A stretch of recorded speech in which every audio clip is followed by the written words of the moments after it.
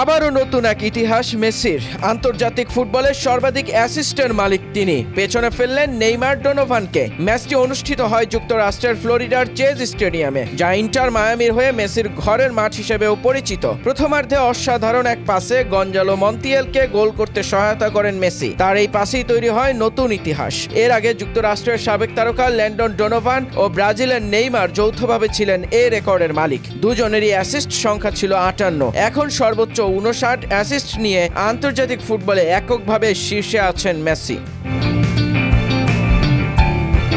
Messi অবশ্য এখানেই থেমে যাননি। ক্যারিয়ারের 60তম অ্যাসিস্টের দেখাও পেয়ে গেছেন কিছুক্ষণ পরেই। লাউতারো মার্তিনেজকে দিয়ে দ্বিতীয়ার্ধে করিয়েছেন আরও এক গোল। তাতেই তার অ্যাসিস্টের সংখ্যা দাঁড়ায় 60-এ। গোল করার পাশাপাশি সতীর্থদের দিয়ে গোল করানোর ক্ষেত্রেও যে তিনি সমান দক্ষ, এই রেকর্ডটা আরও একবার প্রমাণ করলো। বিশ্বকাপ জয়ী এই আর্জেন্টাইন তারকা 2026 সালের বিশ্বকাপকে সামনে রেখেই এখনও নিজেকে নতুন উচ্চতায় নিয়ে যাচ্ছেন। কাতার বিশ্বকাপের শিরোপার পর এবার তিনি আন্তর্জাতিক ক্যারিয়ারের শেষ ভাগটা আরও সাফল্যে ভরিয়ে তুলতে চান।